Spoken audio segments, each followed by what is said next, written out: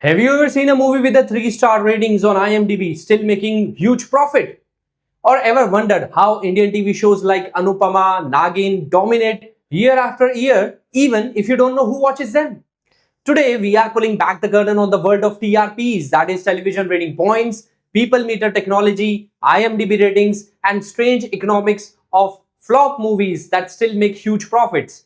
This video will give you a complete behind the scene understanding of how the entertainment industry measures what we love or are forced to love. First of all, let's understand what do you mean by TRP and how does it matter.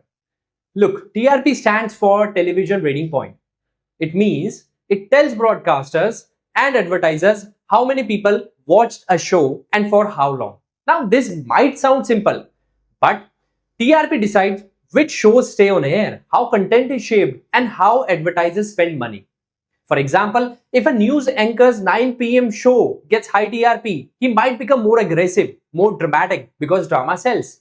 Likewise, TV soaps with melodrama and cliffhangers often dominate the charts. Anupama gets 2.9 to 3.5 TRPs consistently. Ad slots on that show cost 1.5 to 2 lakhs for 10 seconds. If I talk about KBC gets spikes during special episodes and advertisers plan festive launches accordingly. And how can we forget CID? CID ran for 21 years, not just because of crime stories, but because it guaranteed steady TRP returns to Sony. How do TRPs actually work?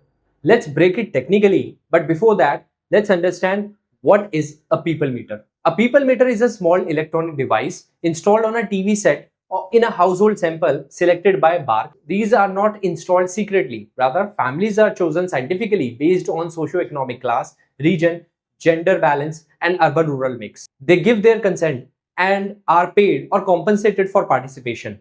So how it works? Each family member is given a separate button or a remote key. When watching, they must press the assigned button to register who is watching. The people meter tracks the channel being watched, the exact time and duration, and who is watching, like child, male, female, adult. It detects the signal using audio watermarks embedded in the signal. These signals are then sent to BARC's central survey, decoded and extrapolated using complex statistical models used to estimate the total national viewership of a show. So can it be manipulated? Yes, of course, it has been. In 2020 TRP scam, some news channels allegedly paid households to keep their TVs on their channel all day. Ratings were rigged, FIRs were filed, and credibility took a hit. So now here's the big reform. The government has allowed more than one TRP agency to operate, so BARC will no longer be the only game in town. While this may break monopolies and bring competition, it also brings risk. And what are the risks? Channels may launch their own TRP agencies and manipulate data. Advertisers may receive conflicting reports. Whom should they believe? And it could damage media credibility like a team owning the scoreboard. In short, this change is a double-edged sword. Now let's understand the economics of flop but profitable movies. You have often seen this paradox. Low IMDb ratings but high profit margin.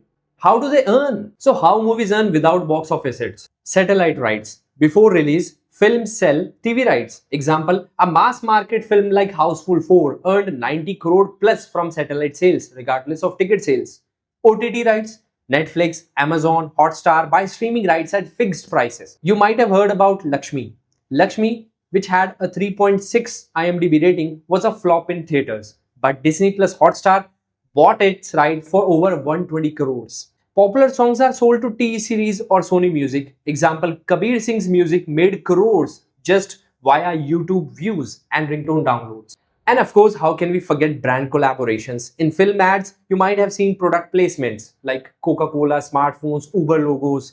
And these deals often cover half the production cost before a single ticket is sold. And of course, you have tax rebates and overseas markets. Films shot abroad gets rebates. Regional and diaspora markets like Canada and Gulf also bring revenue. So even if a movie gets a 2.8 rating, its economic architecture ensures profitability. Let's talk about IMDb, Internet Movie Database. It's a public rating platform where anyone can vote from 1 to 10 after watching a movie or a series. But here's the twist. IMDb uses weighted average, meaning not all votes are equal. Frequent users and verified voters often influence the final score more than the casual ones. For example, Pathan, Kashmir Files saw regional biases in reviews. Some movies with elite critical praise like Masan or October get great IMDb ratings but poor box office because they don't appeal to mass market.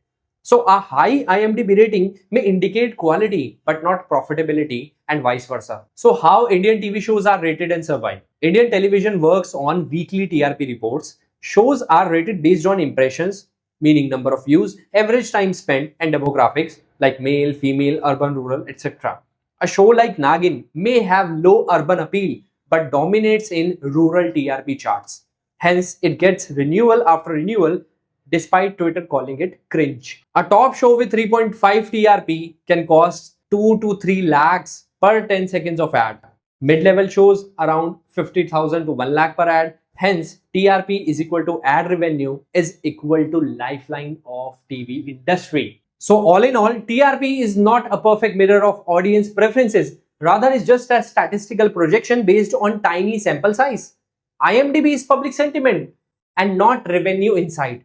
Movies can flop at the box office but profit from OTT, TV, music. And now with the new TRP policy changes, we may be headed toward a data credibility crisis unless firewalls and independence are ensured.